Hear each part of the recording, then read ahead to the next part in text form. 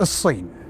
مستحيل يمر عليك أسبوع بدون لا تسمع خبر أو تحليل أو حتى إشاعة تتعلق بالصين. مرة خبر عن الهوشة مع أمريكا، مرة عن سيارة صينية قاعد تسيطر على السوق، مرة عن عملة اليوان اللي يقولون بتصير بديلة الدولار، ومرة ثانية عن ثقافة أكلهم اللي كلنا نستغرب منها. لكن بنص هذه الزحمة من الأخبار تبقى الصين بالنسبة لمعظمنا سر مجهول. يمكن كل اللي نعرفه هو صنع في الصين اللي موجودة على كل أغراضنا من أجهزة وملابس وغيره. بس لو وقفتك وسألتك شلون الصيني العادي عايش يومه؟ وهل الصين رأسمالية ولا شيوعية؟ وهل ممكن تسيطر الصين على العالم بيوم؟ نكتشف أن أغلبنا عنده صورة نمطية وما نعرف التفاصيل. بهذه الحلقة بندرس الصين بعيداً عن التلميع المبالغ فيه أو الذم المبالغ فيه، وهي رحلة عميقة داخل الصين من شوارعها وأريافها وشعبها وحتى شهادات الناس اللي عاشوا فيها. راح نكتشف شلون صعدت الصين، والأهم هل راح تسيطر على العالم قريب؟ لأنه يقال من الصينيين نفسهم أن في شيء بيصير سنة 2049 بيغير شكل العالم.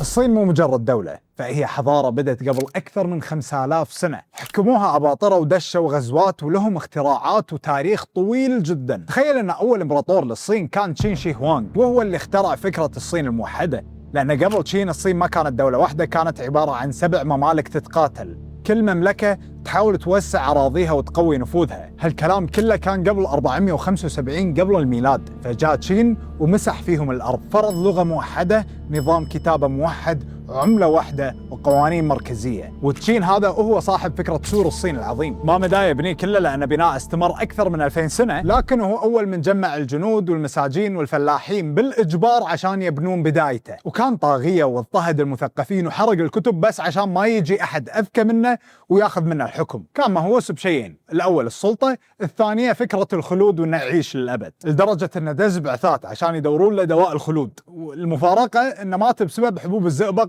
اللي وصفوها له كدواء للخلود، ومات سنة 210 قبل الميلاد. الشاهد إن كل هذا صار قبل 210 سنوات قبل الميلاد، فلك التخيل والإبحار إيش كثر الصين فعلا قديمة. وصدق إنها حضارة قديمة، لكن شكلها الحديث ما صار إلا بفترة قريبة توه. بدت قصة الصين بسنة 1893، انولد شخص اسمه ماو تسي تونغ بأسرة ريفية بسيطة جدا، وخلال مراهقته كان دايم يقرأ ماركس ولينين، وهي تيار ايديولوجي شيوعي هدفها الملكية المشتركة والمساواة الاقتصادية والغاء الطبقات الاجتماعية. فتأثر جدا بالحركات القومية أثناء نشأته، وهو بعمر 19 سنة 1912 شاف سقوط الإمبراطورية وتأسيس جمهورية الصين على إيد كاي شيك، وهو زعيم حزب الكومينتانغ، مجموعة يمينيين مع اقتصاد شبه رأسمالي ويميلون للغرب. بعد سنين من حكمهم الشعب بلش يستوعب أن القياديين والوزراء فاسدين والدولة قاعد تنهب وقاعد تمر بأزمة اقتصادية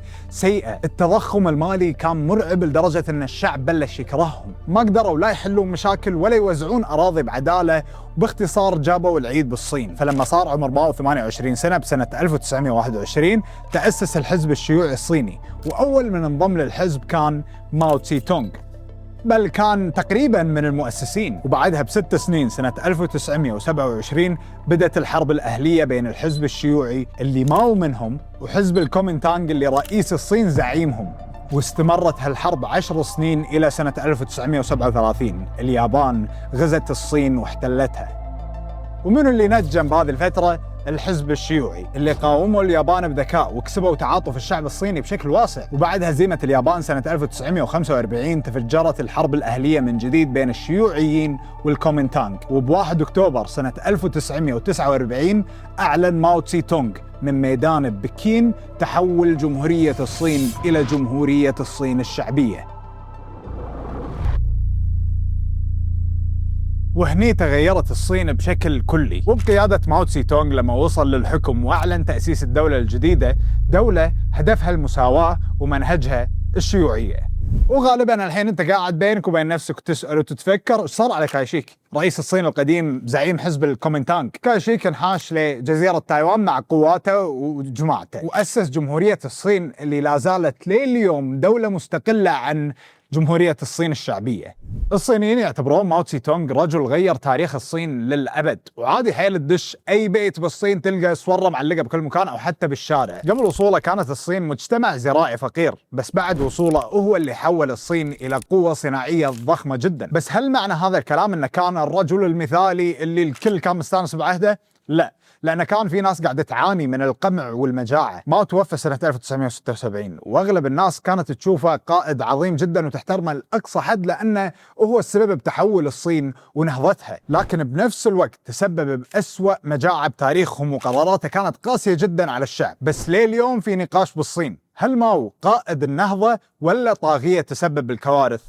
صراحة يمكن يكون الاثنين. بعد وفاته الناس صارت تتساءل بينها وبين نفسها انه رحل هذا الرجل مع افكار الشيوعيه، وجاء الوقت اللي احنا نفكر بموضوع الشيوعيه ونراجعه هل هو مناسب لنا اصلا ولا لا؟ لان الشيوعيه تعطيك وعود انها راح تحلك مشاكل، لكن اللي صار انه قاعد تزيد نسب الفقر بشكل مهول. هني دخل شخص اسمه دينغ شاوبينغ وقلب القواعد القديمه. دينغ كان منهجه براغماتي بحت، وقال اشهر جمله في التاريخ السياسي الصيني: ما يهمني اذا كان القطو اسود او ابيض، المهم انه يصيد الفيران.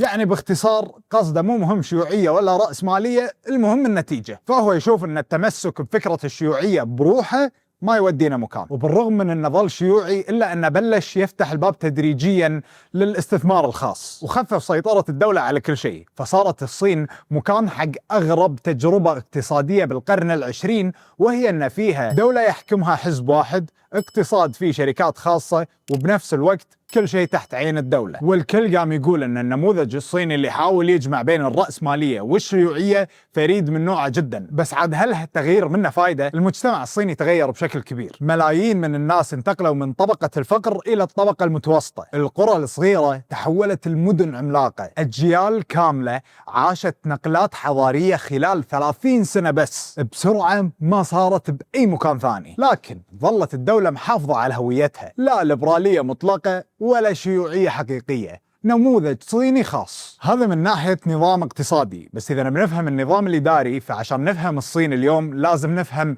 نظام الحكم وشلون تدار البلد. الصين مو ديمقراطية بالشكل الغربي المعروف ولا ديكتاتورية بالشكل البسيط. الصين عندها نظام معقد جدا مبني على مركزية السلطة وتقاليد عمرها قرون. النظام هذا يعتبر حزب واحد وهو الحزب الشيوعي الصيني، ويضم حوالي 100 مليون عضو. متخيل شنو يعني 100 مليون عضو؟ يعني أكثر من سكان بعض الدول. 100 مليون يعني 100 مليون عضو صيني نشط بالحزب الشيوعي. هذا غير اللي الإحصائية ما حسبتهم ومو نشطين ولا مسجلين رسميا. وعشان تفهم حجم سيطرة الحزب، فكل منصب حكومي من أصغر دائرة إلى أعلى قيادة لازم يكون فيها عضو أو أكثر من الحزب الشيوعي. والحزب هو اللي يحدد السياسات، يراقب التنفيذ، ويتحكم بتعيين رؤساء الشركات الكبيرة وحتى مدراء الجامعات والمستشفيات. السلطة الصينية تتقسم ل5 أجزاء رئيسية. اللجنة العسكرية المركزية يشرف عليها كبار الجنرالات وكلهم موالين للحزب الشيوعي، وتدير أكبر جيش نظامي بالعالم.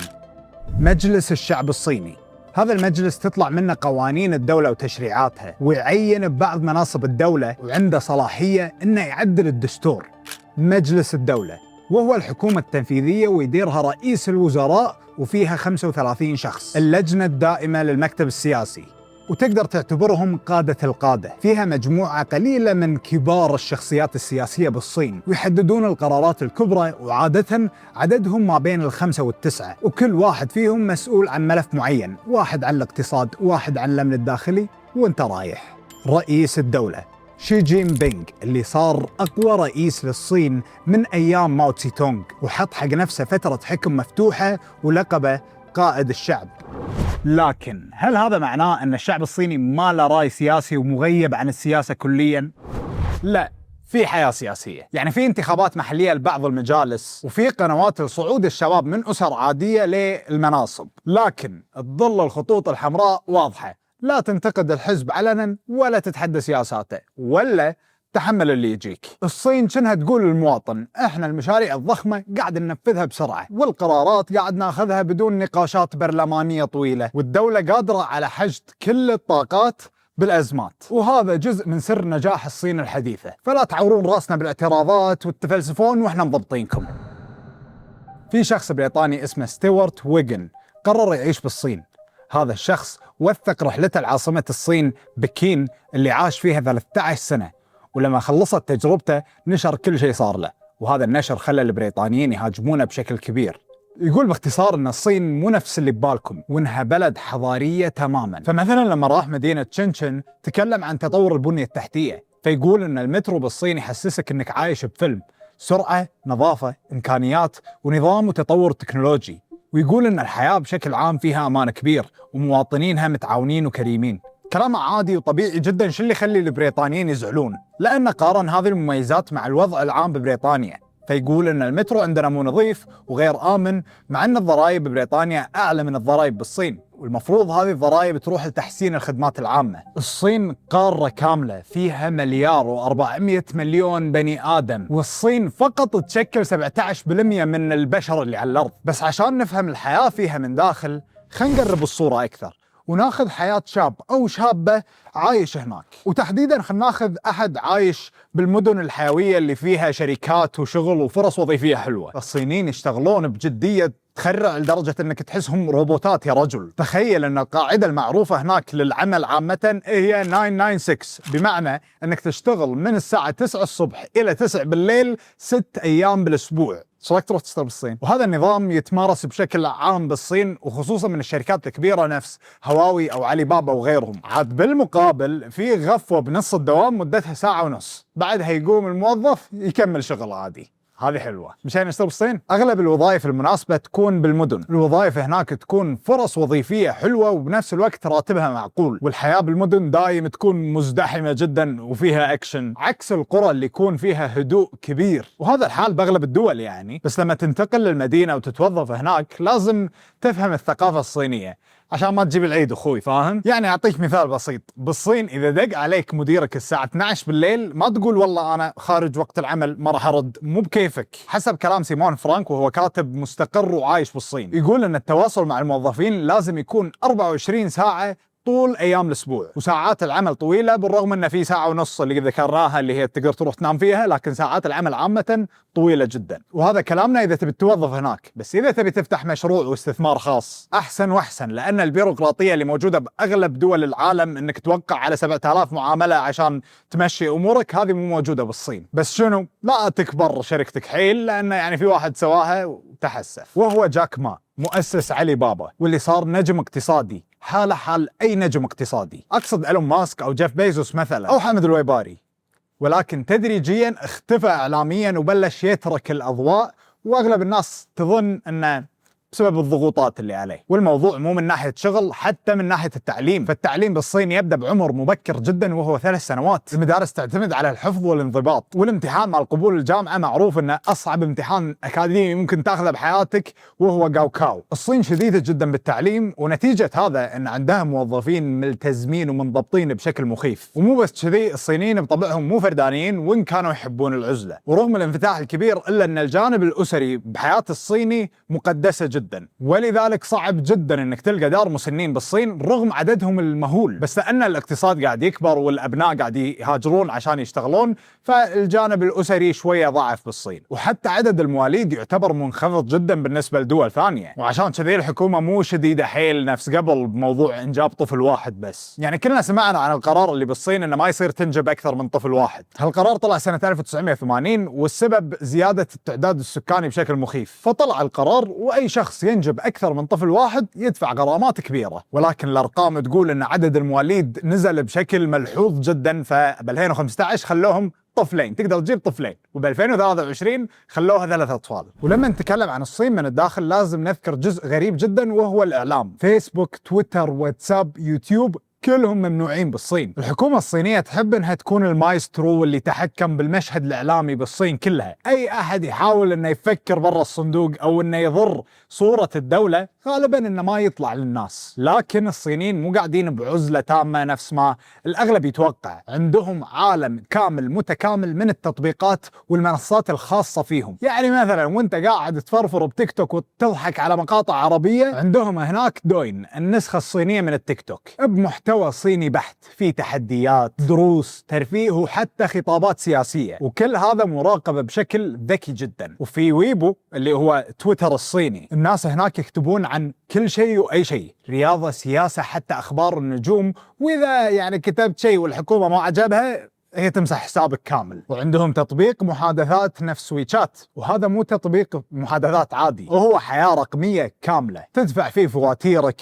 تطلب أكل، تتابع أخبار، وحتى تحجز دكتور. حتى لما مديرك يدق عليك انت ما تقدر تقول والله كنت حاطه سايلنت ما سمعت، لأنك كل أمورك قاعد تشتغل بهالتطبيق، ومديرك راح يدق عليك من هالتطبيق. طبعا جزء من الشباب الصيني يعرف يتجاوز الحجب عن المنصات العالمية المشهورة، بس طبعا يتابعها بالسر. أغلب الشباب عندهم خلاص راضين ومقتنعين بعالمهم الرقمي الخاص، وتلقى عندهم انفلونسرز صينيين اشهر من بعض الانفلونسرز الغربيين اصلا. وعشان تعرف قوة السوشيال ميديا عندهم، ف90% من الشباب بالمدن يستخدمون السوشيال ميديا يوميا، والمواطن الصيني يقعد تقريبا بمتوسط 2 إلى 3 على مواقع التواصل. ب 2023 بس مستخدمين السوشيال ميديا بالصين تجاوز عدد المليار، ودائما في رقابة ذكية جدا من الحكومة على هذه التطبيقات. وفي شغلة اكيد انها مرت عليك، كم مرة سمعت عن أكل العقارب أو الأفاعي؟ الصين كبيرة بشكل مو طبيعي، وفيها أكثر من 50 عرقية وعشرات اللهجات وتقاليد تتغير من مدينة لقرية. الأكل الغريب فعلا موجود، بس مو غالبية الشعب ياكله، فأكلهم بالأطواق الرئيسية يشبهنا تقريبا رز، دجاج، نودلز إلى آخره. أما الحشرات فمو الكل ياكلها، والقلة اللي ياكلونها أصلا، ويشوفونها جزء من التراث الصيني، لأن أيام ماو يوم كان في مجاعة وفقر كانوا ياكلون الحشرات لأن ما كان عندهم بديل. بسبب المجاعة اللي صارت كانوا ياكلون أي شيء قدامهم، ولهالسبب صار في بعض الأكلات الغريبة جدا عند بعض الأعراق الصينية. بس هل أغلب الصينيين ياكلون أشياء غريبة؟ الواقع يقول لا، خصوصا مع العولمة. الرجال الصغيرة صارت تتفادى تاكل الحشرات، واغلب الصينيين اليوم ما قاموا ياكلونها. الصورة النمطية هذه غالبا جت من الاعلام الغربي وافلام هوليوود. صح في قصص واقعية، بس المجتمع الصيني اليوم اقرب للحياة السريعة من اي وقت مضى. هذا مو معناه ان ماكو جانب مظلم، كل شيء بالعالم له جانب مظلم. الصين مثل اي قوة عظمى، عندها نجاحات ضخمة جدا، بس عندها اعراض جانبية ما تبين للعالم. منها الرقابة، الدولة تراقب كل شيء، كاميرات بكل زاوية، وبعض المدن فيها أكثر من 1,000,000 كاميرا مراقبة. ومنها مشكلة الأقليات، مثلا ليغور بتركستان الشرقية، وبعض الأقليات المسلمة والمسيحية يتم الضغط عليهم بشكل كبير. وفي تقارير دولية تقول لك ايش كثر قاعد ينضغط عليهم، وقاعد ينحط لهم معسكرات إعادة تأهيل وتضييق على الحريات الدينية والثقافية، ويقولون أن الهدف هو مكافحة التطرف. وحتى الأقاليم الفقيرة ما فيها أي تنمية، فالمجتمع الدولي عنده انتقادات شديدة جدا. حلو، الحين هذه صورة الصين من الداخل، من عادات وتقاليد وشعب وإلى آخره. شلون شكل الصين من الخارج؟ بسنة 2003 طلع منظر سياسي صيني اسمه زينغ بيجان، وقال للعالم لا تخافون من صعود الصين، احنا جايين بس بطريقة سلمية، ما نبي مشاكل ولا حروب ولا نبي نسيطر على العالم مثل أفلام جيمس بوند، ولكن بسنة 2050 راح نكون أقوى دولة اقتصاديا. وسمى هالنظرية The Peaceful Rise أو الصعود السلمي. الدولة تتبنى هذه النظرية السياسية، والفكرة الرسمية أن الصين تبي تبني اقتصادها، تحل مشاكل الفقر عندها، تتطور بالتكنولوجيا والتعليم، وتشارك العالم بالتنمية، بس بدون صراعات. لكن الواقع صدقنا اليوم نادر تشوف الصين تدخل صراعات عسكرية أو حروب كلاسيكية، لكن هذا ما يعني أنها ما قاعد تتوسع. التوسع له أشكال، وقد يكون على شكل اتفاقيات، استثمارات، أو حتى مشاريع وبهدوء. من الأشياء اللي غيرت شكل التوسع الصيني هو مشروع ضخم جدا باسم الحزام والطريق، أو بالإنجليزي BRI، وهذا فعليا واحد من أضخم وأكبر المشاريع بتاريخ البشرية كلها. تخيل أن الصين دشت القرن ال21 وقالت للعالم احنا راح نعيد ربط آسيا، أوروبا، أفريقيا بشبكة طرق وسكك حديدية وموانئ وجسور ومناطق لوجستية تربط الشرق بالغرب مثل أيام طريق الحرير، لكن بشكل عصري. هذا المشروع أرقامه مخيفة جدا لدرجة أن 140 دولة رسميا لها إيد بهذا المشروع، والاستثمارات فيه تعدت التريليونات. عشرات الموانئ بأفريقيا وآسيا وأوروبا تحت سلطة الصين اليوم. شركات صينية بنت محطات طاقة، طرق، مستشفيات، جامعات، وحتى أبراج اتصالات بكل مكان. وبعض الدول تشوف الصينيين نفسهم قاعد يشتغلون بالمواقع اللي ذكرناها. ولما سألوا رئيس الصين شي جين بينغ عن الهدف، قال بكل صراحة احنا ندور التنمية للجميع، والعالم كله لازم يتطور معانا. بس طبعا مو الكل يصدق الكلام الحلو والمعسول، فبعض الدول قالت انه يا جماعه دير بالكم ترى هذا فخ ديون، بمعنى ان الصين تعطي قروض ضخمه جدا وتقول حق الدول اذا ما قدرت تسدد فانا اسيطر على هذه الموانئ. واشهر مثال هو الميناء السريلانكي هامبنتوتا، واللي فعلا انتقلت ادارته للصين لمده 99 سنه بس لان سريلانكا ما قدرت تسدد الديون، فتكون الصين قاعده تهيمن على الدوله اقتصاديا بقوه ناعمه جدا وبدون يعني فاهمين؟ ومو بس كذي، لو سافرت اليوم لكينيا، اثيوبيا، نيجيريا او حتى انغولا مستحيل ما تلاحظ النفوذ الصيني. راح تلاحظ طرق سريعه ضخمه جدا، مباني حكوميه جديده، شركات يشتغل فيها آلاف الصينيين، مصانع صينيه تنتج سيارات، هواتف ذكيه وحتى الكترونيات. كل هذا بافريقيا. شنو السر؟ الصين فعليا صارت الشريك التجاري رقم 1 لافريقيا. شنو يعني متفوقه على امريكا واوروبا. مو بس بيع وشراء، الصين تستثمر بالتعدين، بالنفط، بالزراعه، وبنت حتى مقر الاتحاد الافريقي بأديس أبابا. وفي ناس تقول ان الصين تعطي فرص بدون شروط، عكس امريكا تماما اللي تفرض شروط سياسيه واصلاحات. وهذا اللي يخلي بعض الدول تفضل انها تسوي تحالفات مع الصين مو مع امريكا. لكن بنفس الوقت في مخاوف كبيره جدا، لان في دول قاعد تنشاف وهي قاعده تموت وتغرق بالديون، واحيانا تصير انتقادات قد تكون قاسيه شويه على جوده المشاريع او توظيف العماله المحليه. وفي حالات صارت مشاكل بيئيه ضخمه جدا بسبب المشاريع الضخمه هذه. بس مع هذا كله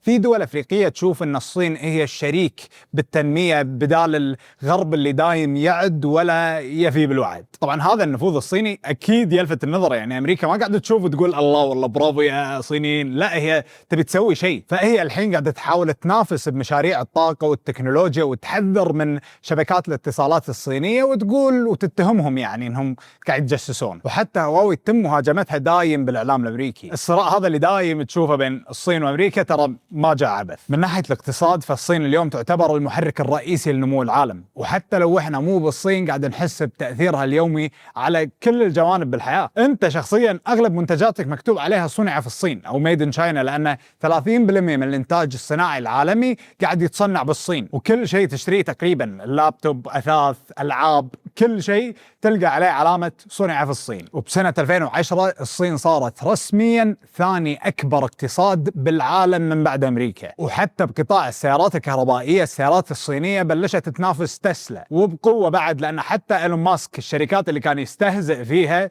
اليوم قاعد يعترف بمنافستها. وهل هذا معناه ان قوه الاقتصاد الصيني بس بالتصنيع؟ لا، لأن الصين تستثمر بشركات عالمية وتملك حصص ضخمة جدا بشركات الطاقة بأفريقيا وأمريكا الجنوبية، تستثمر ببنوك أوروبية وتشتري شركات تكنولوجيا بألمانيا، ومو بس كذي ببريطانيا وكندا. وفوق هذا كله مميزة بمجالات الذكاء الاصطناعي والطاقة والعملات الرقمية، يعني مشطبين على كل شيء. كل هذا التوسع خلى أمريكا والغرب يبدون حرب تكنولوجية ضد الصين، فيحاولون يحضرون شركات كبيرة مثل هواوي أو ZTE، ويحاولون يمنعون التيك توك، ويحاولون منع تصدير الشرائح الالكترونيه اللي هي السيمي كوندكتورز للصين. لما تشوف هذا المشهد من بعيد يصير فيك اوكي هذه حرب بارده بس بين الدولار واليوان، امريكا والصين. والدليل اللي قاعد يصير بتايوان حاليا، امريكا قاعد تدعم تايوان بشكل كامل، والصين قاعد تقول ان تايوان ارض صينيه، وكل سنه تزيد التوترات والتدريبات العسكريه. فكل المؤشرات تقول ان الصراع قاعد يكبر تدريجيا وفي شيء كبير راح يصير قريب. جزء من هذا الصراع إعلامي بحت، فالصين تتهم الغرب بتشويه صورتها، والغرب يتهمون الصين بالتجسس وانهم يحاولون التأثير على الرأي العام العالمي. كل طرف فيهم عنده سلاح إعلامي مخيف، وكل يوم تطلع قصص عن تهديد الصين أو